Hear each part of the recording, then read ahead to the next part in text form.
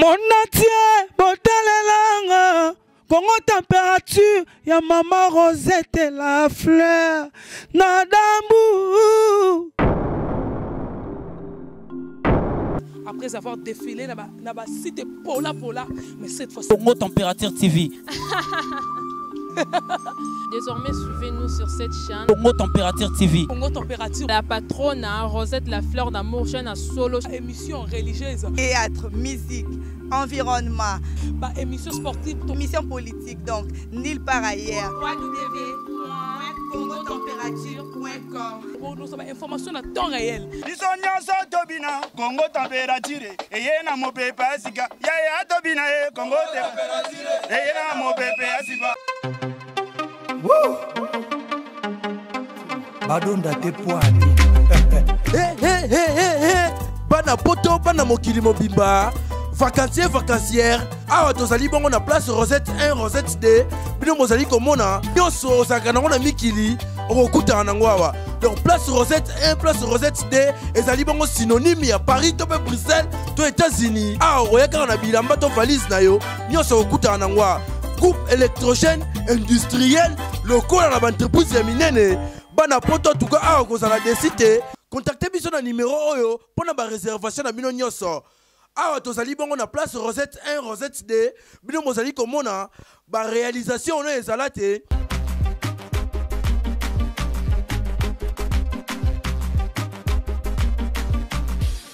Mon Dieu de nous avoir accordé sa grâce d'être compté parmi le vivant parce que Mingi Balamu Kite Kolana Kolamkeza habitude pour te se retrouver encore pour ce nouveau numéro de votre émission en rapport avec l'actualité. Donc voilà, je dis un grand merci à l'équipe technique qui sont là au four et au moulin pour la bonne réalisation de cette émission sur ce plateau. Je suis accompagnée avec mon confrère Yves Manzambi à qui nous allons co-animer cette émission. Bonjour Yves. Bonjour Jaël et bonjour surtout à tous nos téléspectateurs, tous ceux qui nous suivent dans le cadre de cette émission, de ce numéro. Voilà. Ok, chers internautes, pour ce nouveau numéro, notre sujet est trop délicat parce qu'il y a d'autres personnes au Bazaka ignorées, il y a d'autres personnes au Bazalaka. Azoye bate que non, Ndoto et Kokiko Baby Selaebo Moinae sans le savoir. Alors à travers cette émission, Ndetoko Betalisolo avec le vec Marcel Dibo fondé à Célibso ouvrage Le danger de rêve de votre sommeil. Donc intitulé non nous y a livre à Oyo et poussé ngai to lo belaliste kambo et tali rêve parce que il y a bato belé bazoye batelo ba vina bango beba. Or que nous avons que Nandela ya ndoto mais ayeba kite ke lo kwa mimi influence na vie na ye mais tokoba on a premier chapitre o tokobeta lisolo ya o tokobeta lisolo donc voilà la compréhension spirituelle de vos rêves. Comment tokoki ko comprendre ba rêve na biso. Donc restez connectés à travers cette émission de Bokoye Bagno Soana. Voilà.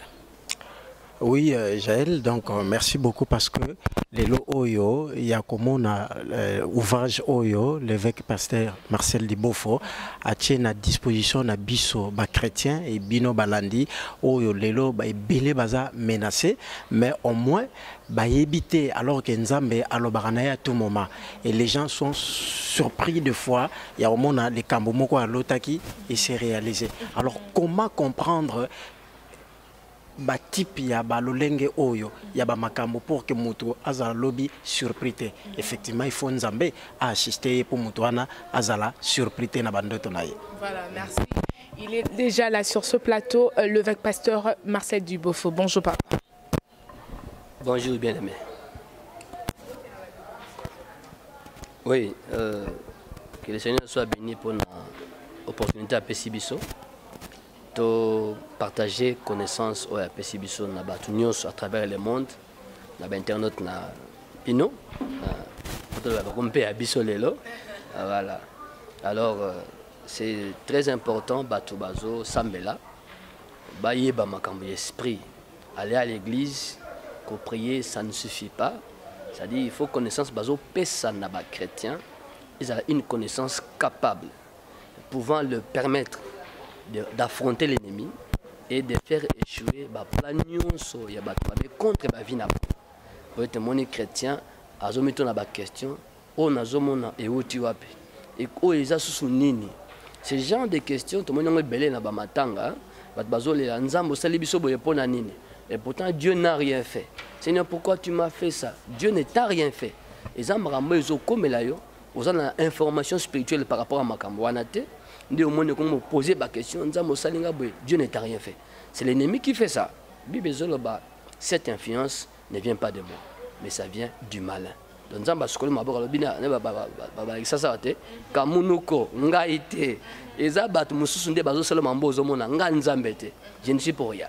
Mais c'est la connaissance qui fait défaut. Il y a un montant qui est là, en dehors de l'acception de la foi, la crainte de Dieu et tout ça, il faut encore enseigner aux chrétiens la compréhension spirituelle des choses. Ce qui bat la connaissance on a été, des monde bat la difficulté. Azo sambela, azo mona makambo. Asa ba constat na vie na ye, mais azo ko expliquer en côté. Muta zumbongo, mais mbongo wana leko sali ezo yebalate. Mais azo ranembo. Donc là azo rango régulièrement, il se dérange pas à azo mona. Mais quand on a la machine 5 ans après, qu'est-ce que j'en ai fait? Soit calculé, mais j'ai pu avoir 200 000 euros au bout de 5 ans. Na sominda côté, na investi, mais moi c'est une. Tout ça, azo batté que non, il est géré. Il y a des qui va gérer. Alors qu'on a une église. Mais le cas de la connaissance, c'est que l'ennemi a géré. L'ennemi continuera à agir. De monter notre commis livre sur le rêve. On parle de la compréhension spirituelle. C'est ça le problème. Alors papa, mutu nangeza est-ce que bon abande kona biso oyo balotaka te. Monsieur Cezali, mutu ne enga lota nanga kutute. Oui. Bato balotaka te, ce sont des aveugles spirituels. C'est comme un aveugle azota mananzela. Arobeta libaku, aibite ke libaku ezawana. À quoi peine les boulots sans savoir. À se retrouver des gens dans les boulots. Il se rend compte que nous, nazawapi, nanakata les boulots. Mais pendant que nous avançons, les boulots les acquis les bosses.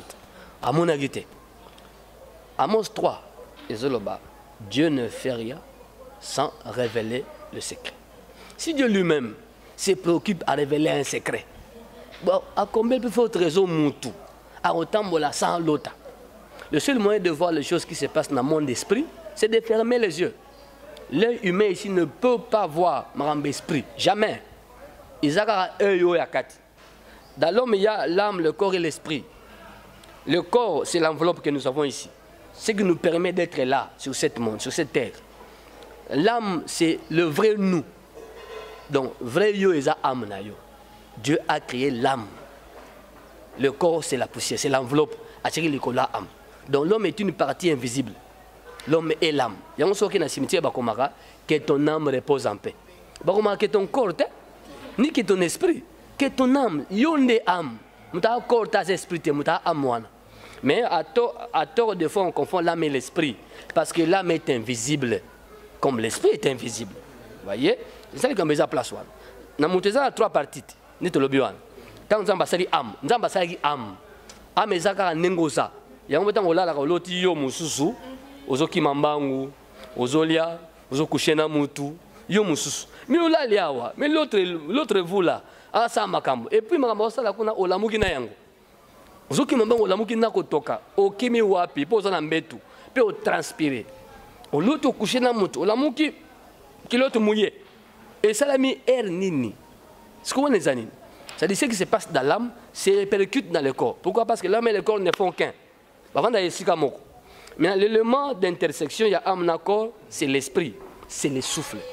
La partie esprit n'est que le souffle. On a dit à souffler, allez. L'animation est côté. On a bouger. C'est l'âme et le corps, vendent ici, on a esprit, qui est le souffle de Dieu. Ce qui est bimi, c'est ça le point d'intersection comme on a vu en mathématiques. Les deux ensembles sont joints grâce au souffle, qui est l'esprit venant de Dieu. Dès que ça sort, les deux ensembles deviennent disjoints. Kabouani, baso esika mokote. Siko ba mutamta nzela okende. Corps akena na cimetière, poussière, âme akena séjour des morts. L'esprit azongi pas nzambe comme souffle ezongi et pas naï. Ils ont rendu biloko. Donc mutu azaka âme. Mutu azaka invisible. Alatinde oyo. Donc l'homme est un esprit qui vit dans un corps en réalité. Siko yonde zakati. Siko yango nyoso basala na kati. Ah, bakangayo. Oh, nga na aliat. Na bien habillé. Bakanga place na la basingate. Yo ça pas problème. Wapi yango. Na mona ambongo na sima ambongo. Siko futo kota na kati. De to mona. Quand au monde on a kangi misu, ça dit que lali. Tant on l'a nous monde siko. N'enkati ça. Pour misu akati zali. Acte 26, 17 à 18. Je t'ai envoyé pour que tu leur ouvres les yeux, afin qu'ils passent des ténèbres à la lumière. Donc ça dit tu ne peux pas passer des ténèbres à la lumière, ce qui misu il y a esprit et funga mité. Monde nyonso ya spiritualité, baba na liboso na kopesa ba connaissance ya kofunga la misu. Na kindoki, na magie. On commence par ouvrir les yeux. Pourquoi? Pour aider celui qui vit dans notre monde à comprendre le fonctionnement du système. Il y a un monde dans la vie. Il y a un monde qui est dans la magie, sans pas faire compréhension à la magie. Il y a un monde comme un doki, sans pas faire compréhension à monde qui ndoki. Ils ont la raté. Bon, il y a un chrétien qui a la paix, compréhension à qu'il y a un chrétien, il y a un bon zambé. Compréhension, il y a un monde spirituel. Comment voir les choses là-bas et comprendre comment ça se passe et comment on peut régler. C'est un aveugle. Pourquoi? Ce n'est pas Dieu qui a fait qu'à l'autre. Et ça, parce que et aussi, il n'a pas une connaissance spirituelle. Parce que la connaissance ouvre les yeux. La connaissance est une puissance. Quand on a dit 2 fois 2 égale 4, les yeux sont ouverts. Quand il écrit Eureka, ça dit qu'on a yébagité na yébi. Donc, dans l'esprit, et ça, dans la réaction automatique, il y a puissance. Puis, il y a ouverture des yeux. Donc, si on a dit enseignement, et puis, compréhension, il y a esprit. Automatiquement, mais si on a un esprit, il y a des gens qui m'ont suivi. À l'autre raté. Tant à lundi matin, sur le rêve, dans les expliqué, tu as un calendaki. Et puis, à l'autre raté, c'est que tu sembles la boy. Boy. On a livre, on a expliqué, on a participé comment prier. Ils ont un chapitre sur les sabotages. Oui, à l'autre à côté, maman qui s'est retrouvée. Là, on va l'autre à bandoto et kimaka. Et ça, on a kati. C'est-à-dire que au monde, on semble la boy. Au monde, on semble. Nous autres, kimayo, on semble la paix boy. Pour bandoto, on a un moulongo. Tout ça, il y a des problèmes. Donc, moto à l'autre côté, azana danger, il y a que ça ranaté. D'ailleurs, on a fait pour Ngisangayeba. Alors, papa, question monsieur Césali Boy. Question monsieur Césali, moto à zoko lota. Mais kasi azo comprendre réellement danger en d'autres côtés. Parce que monsieur soit loti naie, à la moukine na tonga monine normal. Mais deux fois, moto ko se rendre compte que problème est là qui est parfois lota kango ya quelques temps passé. Qu'est-ce qui explique loko wana po batba comme à niveau à comprendre té? Bon, moto à comprendre té d'abord aza enseigné té. Il pourra dire qu'il est dans l'église, mais côté côté. Parce que le domaine en d'autres est un domaine très complexe. Je vous dis très complexe. Dans un monopole, la connaissance, c'est la grâce que Dieu m'a faite pour me faire comprendre ça. J'ai beaucoup vécu dans Moussala Nzambe depuis des années. Alors, tu comprends, le spécial a commencé à nous enseigner et maintenant a commencé à écrire. La manière comment malem, c'est-à-dire, je suis pasteur depuis 2006, ça fait 12 ans de ministère cette année ici. J'ai été assistant depuis l'an 2000.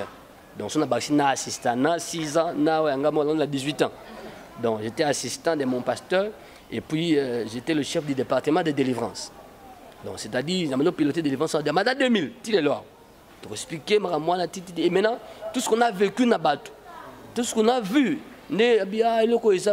on a aussi appris sur l'état, dans la pratique, combien d'enseignements. Combien c'est un peu si maïl dans le verset biblique. Tu as appuyé ma ramonion c'est combien. Alors, Bilo Mingi me soucie comme salami. Ah, on a l'autre qui nous toye. Azo se rappelé tant que salami. Mais pourquoi c'est rappelé inventé? Parce que a une information à inventer, a une connaissance. Le gars les bosser ça la connaissance. Tu vas à l'église, alors il faut pas payer sur connaissance, il y a les choses spirituelles. Bah payer sur connaissance sur Anna, bah payer sur connaissance sur les rêves. La Bible parle de rêves. Dans la Genèse, dans l'Apocalypse. Il y a des visions, il y a des rêves. Au coup, on a 4. Abraham voyait des choses. Abraham, là, le Seigneur lui parle. Il y a des choses comme ça. Il y a des rêves dans lesquels on ne peut pas. Mais au gars, maloba. Au là, qui mais au qui bazoloba, na 4 andoto na yo. Boy. Ce sont des choses comme ça. Alors, Motu, ce qui est ndoto yaki. Et Kimi, d'abord, un Kimi andoto. Et ça, bateau balingi ba salomabe. Ne ba kimi sindoto. effacer les tableaux, comment on fait? Bah, comment qui, si ma tu effacer. Tango loti, bah, et ah, mon toi, a loti. Avant yo la mokana ndoto, buto et biko loti déjà. Et biko moni. Vu l'importance de la chose, Yamabe, ben basala yo, bakoya, bazana ba spécialiste qu'on les appelle les effaceurs. Bako effacer ndoto. Ba yipena ba effacer ndoto na yo. Olamuki lukango ezoyate.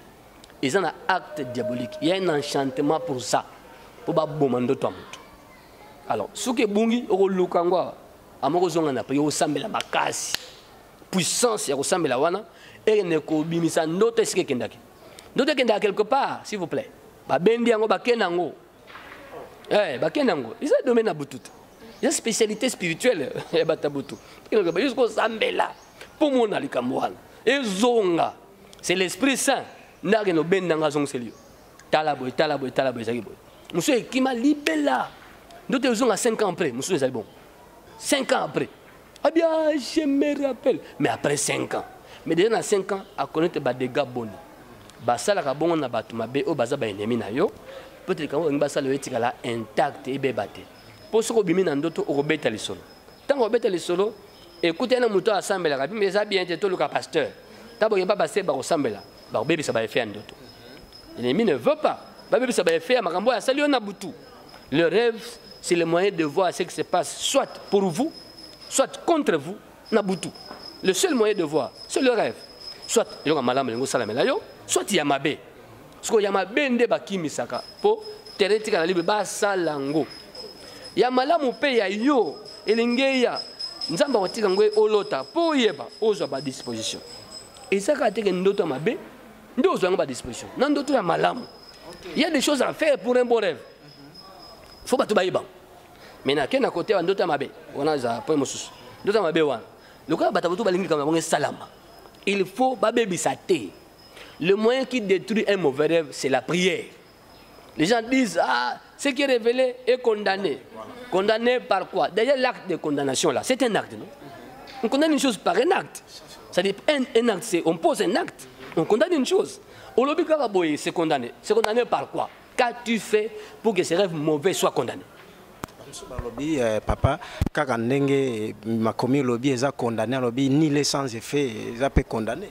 Au moins, dans tout le monde, pesanga verset au balobi que non, ce qui est révélé est condamné. Pesa verset. Ils ont un verset que condamné. Tout le monde ba pesa verset wana ba comment noir sur blanc, ce qui est révélé est condamné. La révélation est déjà une victoire. Jérémie 33, 3. Invoque-moi. Je t'annoncerai des choses cachées que tu ne connais pas. Il y a une façon de prier pour découvrir des choses qui sont cachées. Il a besoin de moi. C'est-à-dire, il y a un travail à deux volets. Qu'est-ce qui se passe dans ma vie?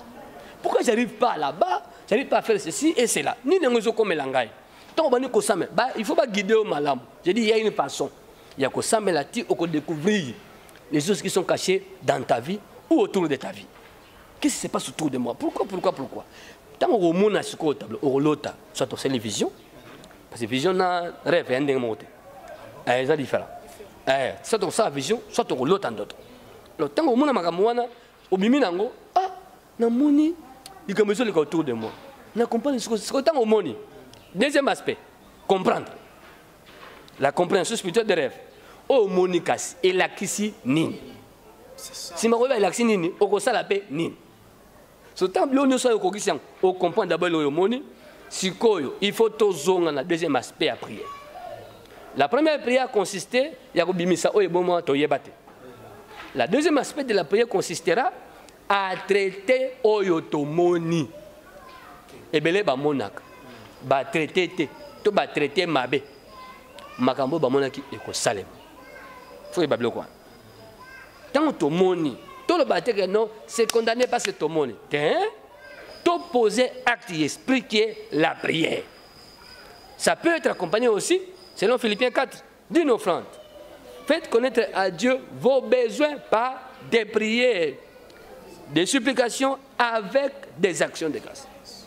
Vous respectez le principe et l'esprit que la Bible nous donne.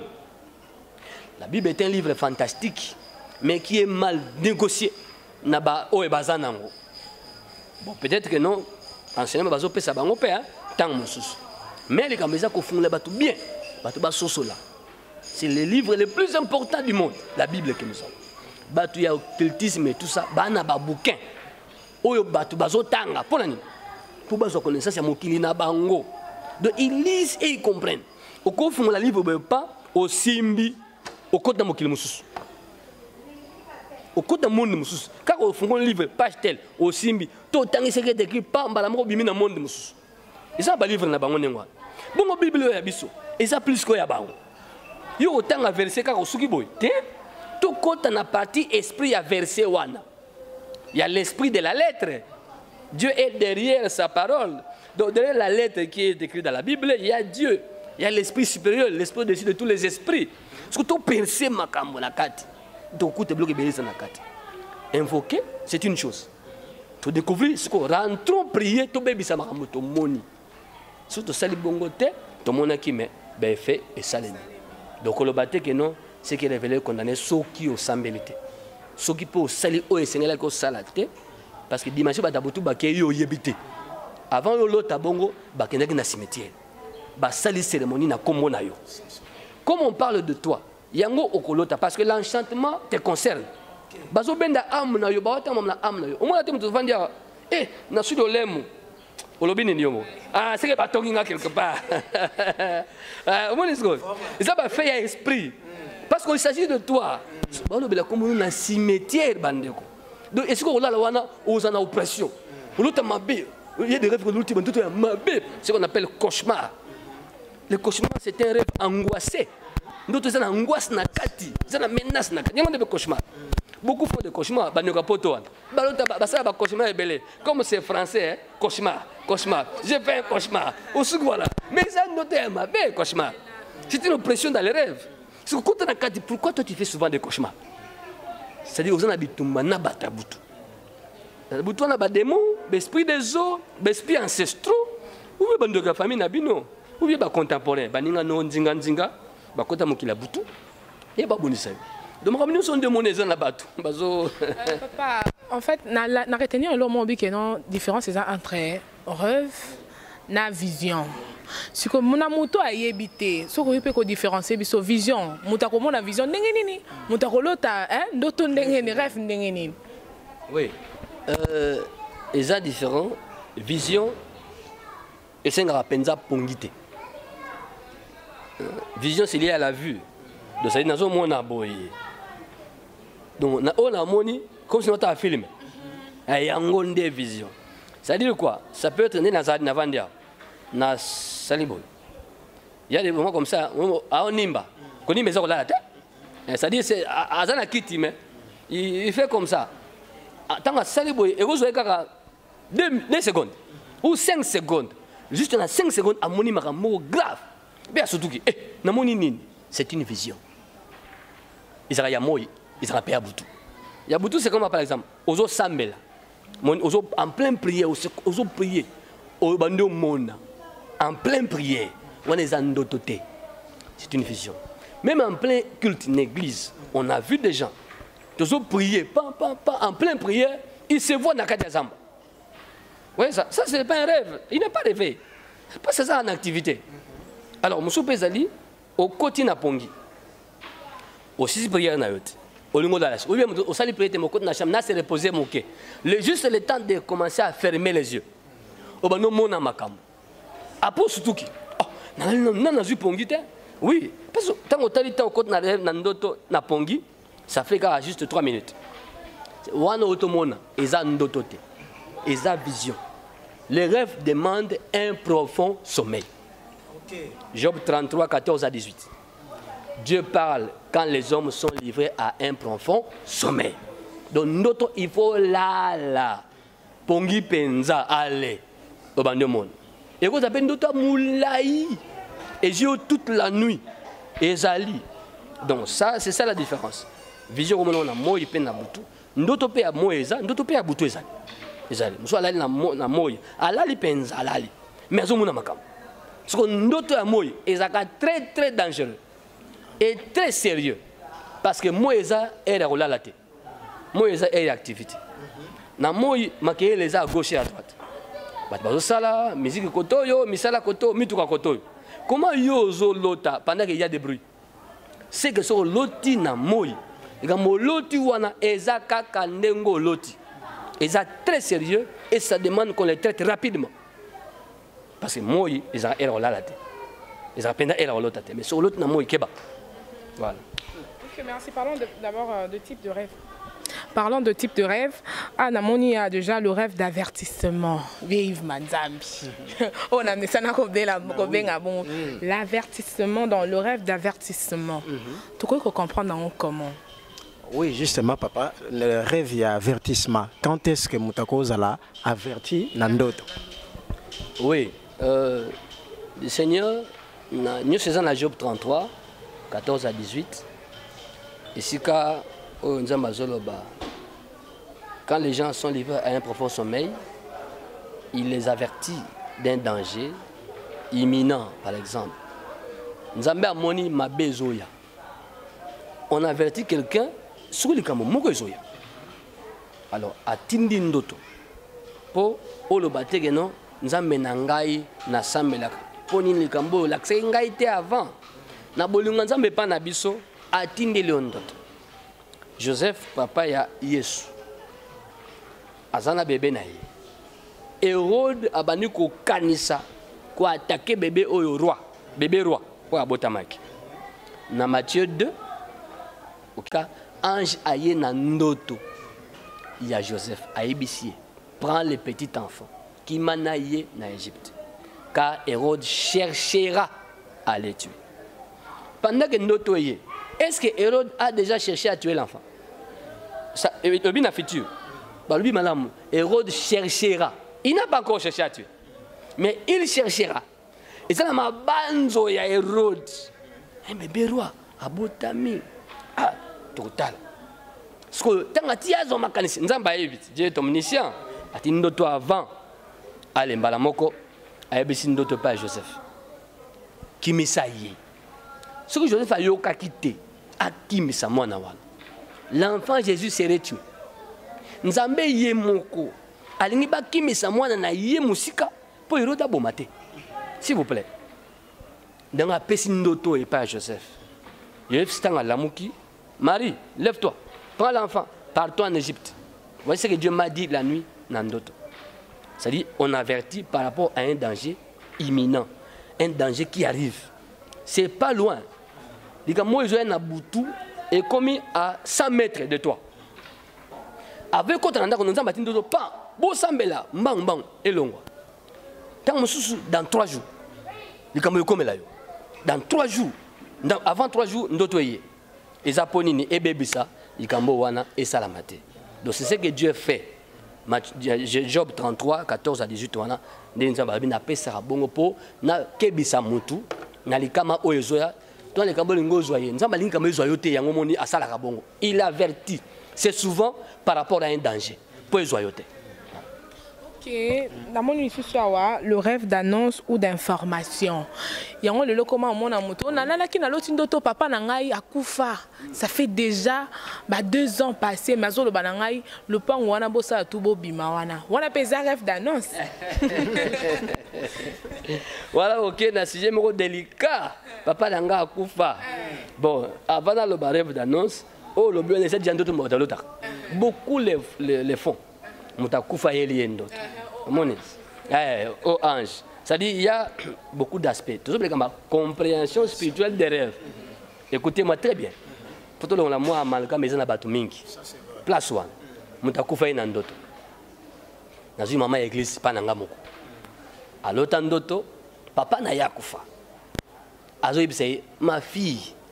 Est-ce que botika ngai nazana balabala nazo pola mbula nazo zika na moi boye ko sunga ngate vraiment nazo mona pasi boye atala sikoyo na ndoto wana makola papa na ye do balalisi papa na balabala menenga kufa balalisi na balabala ala moki saisi d'un esprit d'envoûtement abenga pasteur te aye l'église taloba mbangu azwi mutu na quartier kende tika ngai toke na cimetière ya Kitambo si bakunda papa na ngai oh pona nini aye apesi nga ndoto papa yebisi nga ndoto boye ifuka token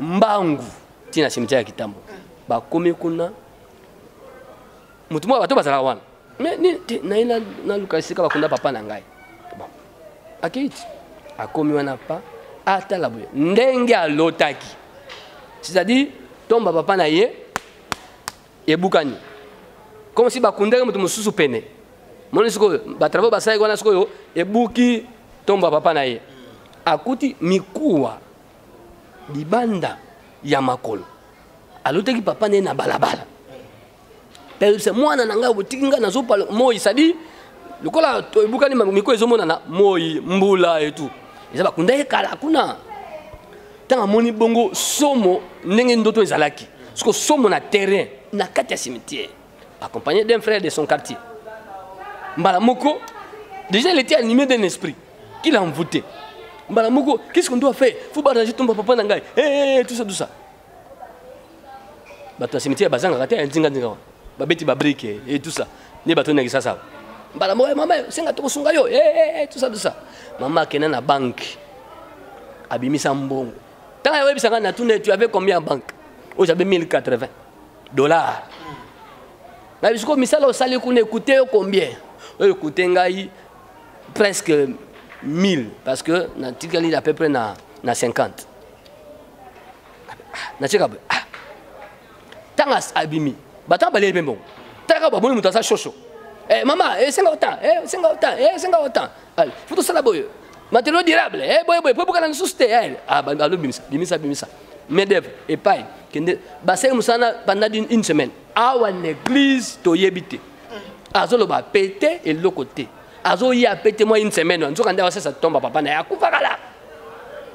Ah si les siango a bon ici assis c'est pas.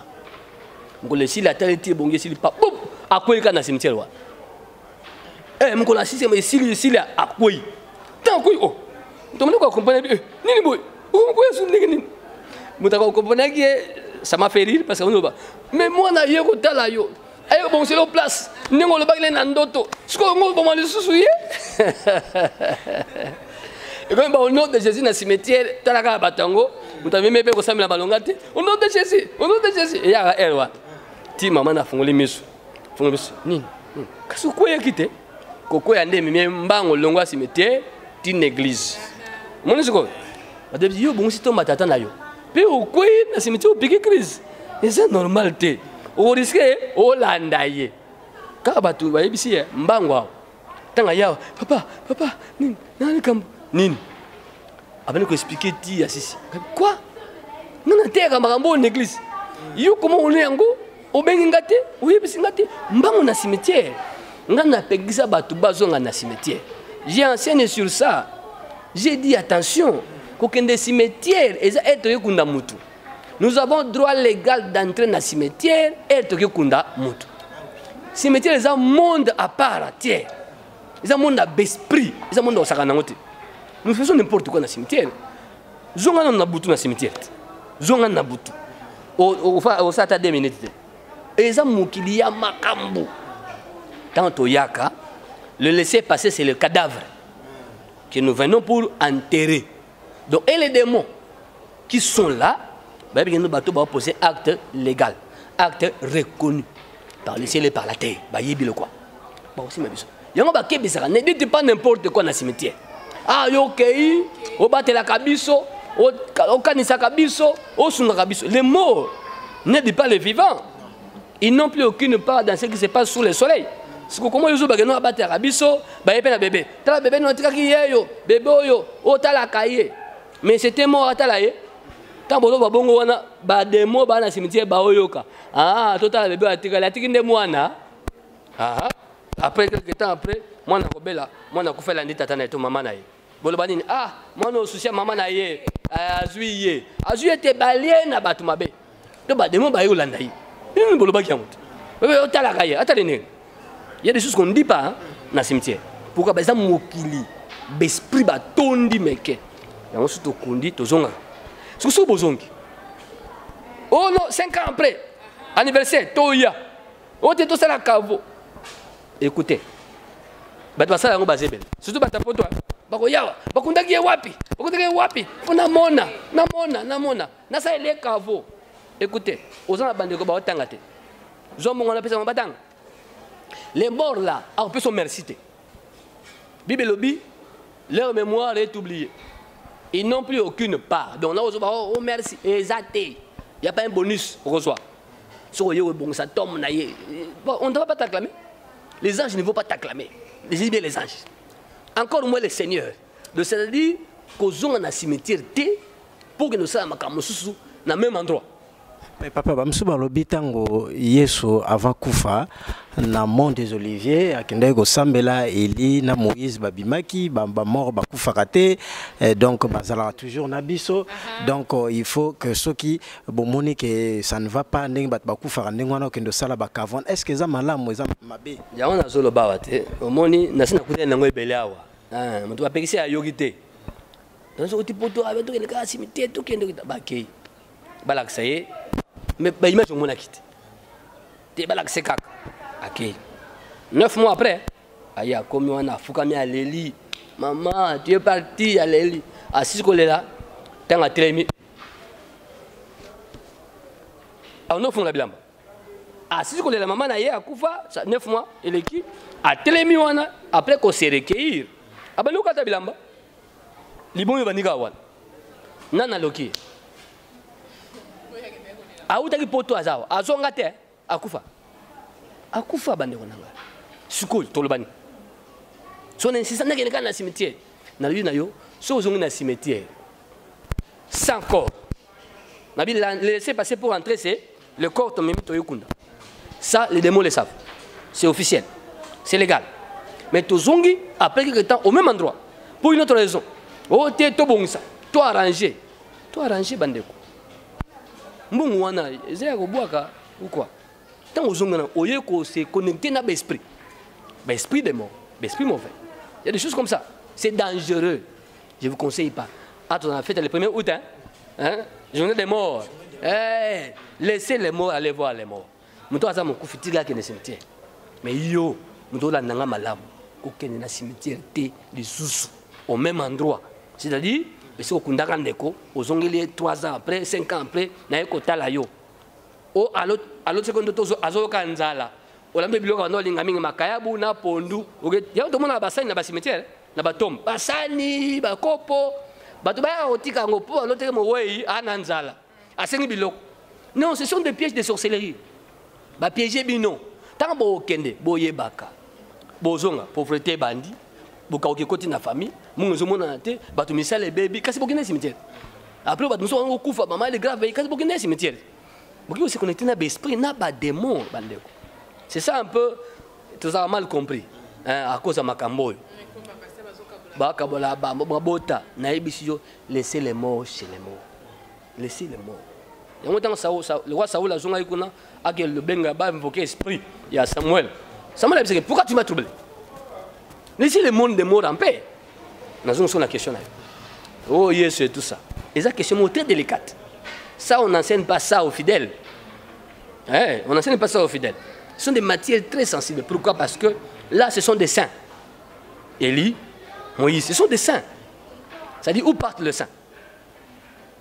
Le païen, quand il meurt, le païen, les occultes et tout ça, les faux chrétiens, le vrai chrétien, ils sont reçus par les anges, le vrai chrétien. Là où ils partent, c'est là où le saint se repose. Vous voyez? Là où le saint se repose. Le saint qui se repose, ton pasteur est là-bas. Mon pasteur est là-bas. Abraham est là-bas. Isaac est là-bas.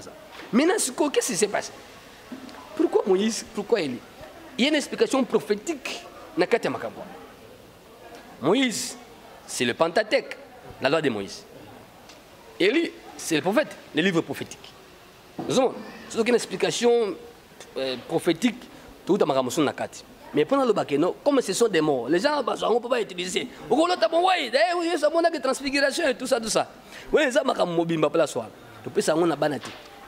Tu vas coller, tu vas saucer la magamesa place. Mais il y a baka likamboy. Ozo bela makasi. maman na bina kufa aye mwana ngai zonga aye biso zonga yuko yesi côté zonga ça veut dire quoi ta maladie va conduire à la mort zonga yes akufa ça va conduire à la mort ce côté bizonga au monde la muki otoki fièvre sili ça veut dire quoi ah maman abikisi nga te maman abikisi yote zonga madame abikisi yote nzambe nda abikisi yo. Parce que l'image wana bazia maman na yo na contexte wana maladie ozobela grave ce n'est pas ta mère c'est le Seigneur qui a fait ça avec toi olana maman tu vas aller là-bas chez les morts mais azu image na ye c'est le Seigneur qui fait ça azu image na ye comme si anda lo banayo tes maman noté akufa c'est le Seigneur qui te parle c'est bon mais ce que oza ampiaka oloti ndoto papa akufa aye opeso mbongo moi on a pêché bon souffrir la pêche bon on a ah non tu peux la pêche ngamo aux élèves on a bon moto au monité attention kolota ba ouais ils arabes bien pourquoi parce que ils arabes comme esprit des morts les morts ne va plus revenir ici yondo okendeska yaza il y a un seul mouvement il y a ko sala boité yondo mto sala ya mona solo tili mutakuva keba kiwa makasa na point à prière esprit des morts kotawan bando bonda contre l'esprit des morts. Parce que c'est la mort qui vient chez toi. Mais ça, dans ma détail, dans le chapitre 2, hein, là on parle de rêve de l'esprit des morts. Là, tu peux savoir des détails belé par rapport là. Ouais. Merci papa.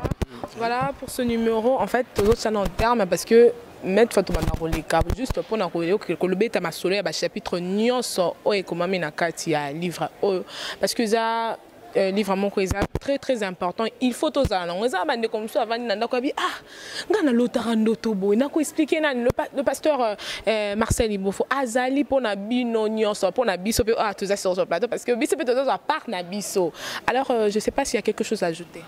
Bon, je crois que l'essentiel est dit. Beaucoup plus le papa, ce qui a qu'on peut ça juste un dernier mot peut-être cause un numéro pour na balandina biso baeba qu'on s'exprimer par rapport il y a des difficultés au bazanango donc au tokoloba peut-être pour un dernier mot pour na numéro alelo c'est cela Jaël. OK, merci. Alors na kati ya dernier mot nangai na domaine de la compréhension spirituelle. Ça l'attention oloti mire quoi mire zaka sécurité à l'opang donc mutumoko azalaka sécurité pour nabino nde akoyi ndoto ya mire quoi c'est ndoto esprit de mort mutumo alinga kufa oloti ndoto mutu que c'est l'accident omuka mutu eza mutu moni nzete na ndoto et puis comme na mesisa ekoi c'est un être vivant nzete eza pe mutu wana ba ndoto esprit de mort donc moi le pango zo pe la mort le pango zo ah mikolo bokeba bokata ba courant po ndamu sukoneo ya mabe le pango kozika te si mandoto wana le pango zo pe la moto boko swana mabe ko swana pesa ko pe la moto makelele mobule bimba to ba bundi ba to bazoki kasi olotaki que le pango pe li moto il y a aussi oloti mwana voisin a piqué crise ola mokimbango voisin oloti mwana piqué pour ça la keba yoza na banate ah on peut te tromper dans ces rêves là. Donc on dit mais tu as révélé l'enfant du voisin. Na kati mokili esprit en bandoto. J'ai ça trop. Ya moniti na moni faut qu'on fonde la compréhension malamu. Mutu fois tuna abenga na lotaka boye na mona ka boye. Na zongi école primaire, na tika classe kala. Na poto, na zolota Afrique. Le banc de sa famille na lota ngo tout le temps mais na Suisse. Comment lota le banc wana? Mais ça makambo. Ça veut dire quoi toi tu ne peux pas avancer.